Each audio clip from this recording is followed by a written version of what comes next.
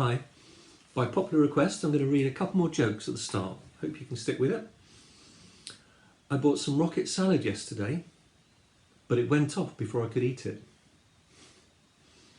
A man goes to see his doctor. He has a cucumber up his nose, a carrot in his left ear, and a banana in his right ear. "What's the matter with me?" he asks the doctor. The doctor replies, "You're not eating properly."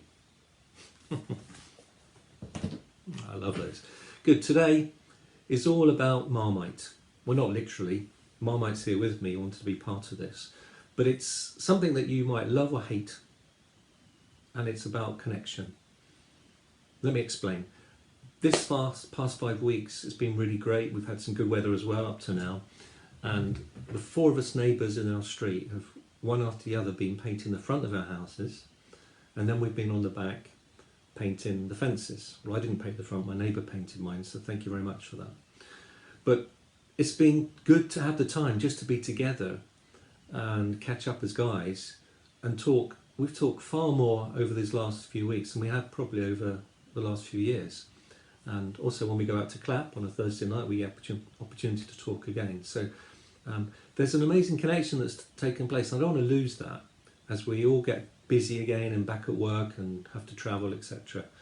So I think it's important to have connection, and we've, as guys particularly, it's been really good. So thank you guys for connecting with me if you watch this. But I want to share a passage of scripture too, actually, but the first one I'm going to share with you is Hebrews 10 verse 25, and it's this: "And let us not neglect our meeting together as some people do." Now I know we can't meet together at the moment, it's obvious we're in lockdown, and Wendy and I sadly miss the church family, not being able to see you, but also our own natural family and grandkids. It's really difficult. But I think it's really important that we see that meeting together is an important thing to do when we come out of this. I think we'll be out of it, my estimation, where we can start to begin to be more normal, not fully normal, over the next few weeks or so. So I think you and I need to be thinking about how we're going to be. What have we learned in this time of being at home in isolation?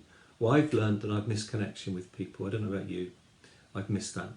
And I think being part of a church family does kind of bring that whole sense of connection to us all. And I want to read a passage of scripture, very well-known passage of scripture. It's been quoted so many times over the years. But I want to read it again because it's in a time of when God broke out in the church, in the early church, and it's something to go back to for us as church people. So let me read it to you. Acts 2 verse 46. "They worshipped together at the temple each day. They met in homes for the Lord's Supper, and they shared meals with great joy and generosity." One, I think, this is where its connection is controversial to some people, like Marmite, is the fact that I personally believe connection happens when we gather together.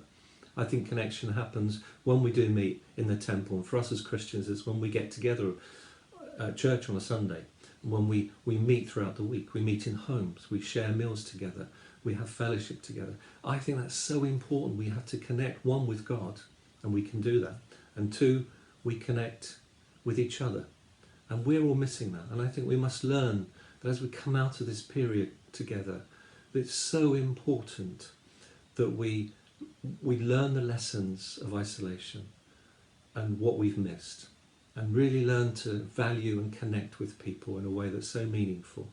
So I want to encourage connection as a value for all of our lives, and church family brings that. So God bless you. Speak to you soon.